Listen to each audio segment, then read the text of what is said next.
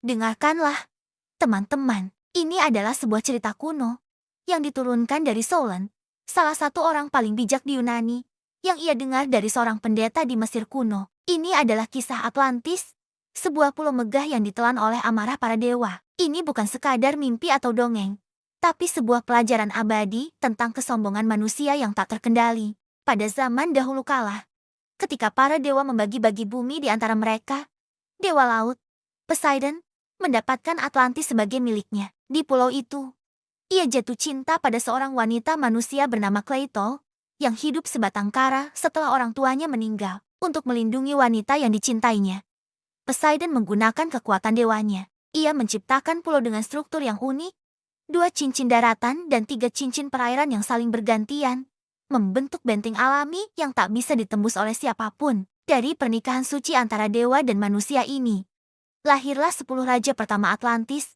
5 pasang anak kembar laki-laki. Yang tertua, Atlas, memerintah sebagai raja utama di pusat kota, sementara 9 saudaranya menguasai wilayah-wilayah lain di sekitarnya. Pulau ini adalah surga dunia. Tanahnya sangat subur, menghasilkan panen melimpah 2 kali setahun. Hutan-hutannya lebat, dihuni oleh berbagai macam satwa, bahkan gajah.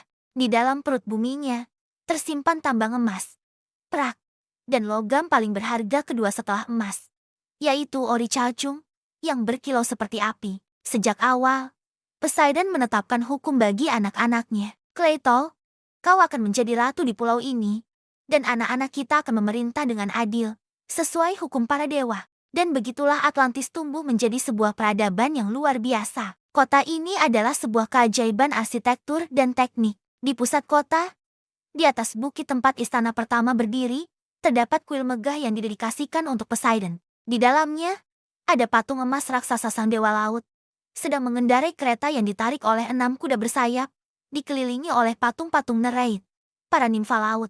Dinding-dindingnya dilapisi logam berharga, kuningan di lingkaran terluar, timah di lingkaran tengah, dan ori calcum yang menyilaukan di Akropolis.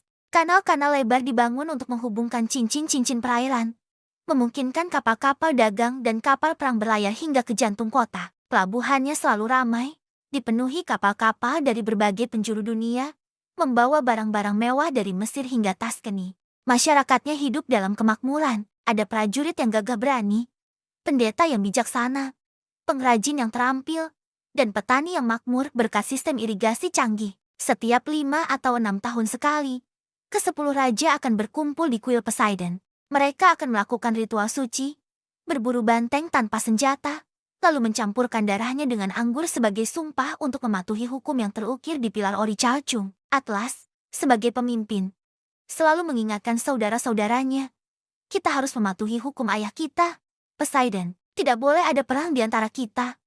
Hanya keadilan dan kebijaksanaan. Kekuatan militer Atlantis tak tertandingi. Mereka memiliki 10.000 kereta perang, 1.200 kapal trirem, dan pasukan hoplite yang dilengkapi perisai ori calcung yang berkilauan. Mereka menguasai banyak pulau di sekitarnya dan sebagian daratan utama. Kekayaan mereka melimpah ruah, dan kehidupan mereka penuh dengan kemegahan. Namun, roda waktu terus berputar. Generasi berganti generasi. Lambat laun, darah dewa dalam diri para penguasa Atlantis mulai menipis, terkikis oleh sifat fana manusia. Kebajikan digantikan oleh ketamakan. Kearifan berubah menjadi kesombongan. Mereka tidak lagi puas dengan apa yang mereka miliki. Dengan ambisi buta, Atlantis melancarkan serangan besar-besaran terhadap Messina dan seluruh Hellas. Namun, mereka berhadapan dengan Messina kuno yang saleh, yang meskipun lebih kecil, berjuang dengan gagah berani dan berhasil mematahkan invasi Atlantis. Melihat kesombongan dan kejahatan mereka, Zeus, raja para dewa, menjadi murka. Ia mengumpulkan seluruh dewa di Olympus dan berkata, mereka telah melupakan kebajikan. Lihatlah hukum apa yang pantas untuk mereka. Dan kemudian, hukuman itu datang.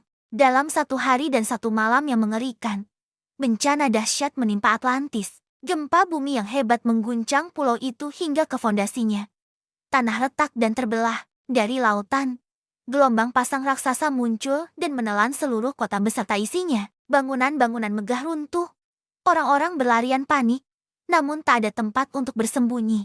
Raja Atlas berusaha menyelamatkan rakyatnya, tetapi usahanya sia-sia di hadapan amarah para dewa. Pulau Atlantis, beserta seluruh peradabannya yang agung, lenyap di telan samudra, hanya menyisakan lautan berlumpur yang tak bisa dilayari. Atlantis memang telah hilang selamanya, tetapi pelajarannya abadi. Plato menceritakan kisah ini sebagai sebuah alegori, sebuah perumpamaan. Athena yang sederhana dan saleh menang atas Atlantis yang kaya raya namun sombong. Apakah Atlantis benar-benar ada? Mungkin hanya para dewa yang tahu jawabannya. Namun, legendanya terus hidup, memukau dan menjadi pengingat bagi kita semua selama ribuan tahun. Sebuah peringatan bahwa kesombongan selalu datang sebelum kehancuran. Terima kasih sudah menonton.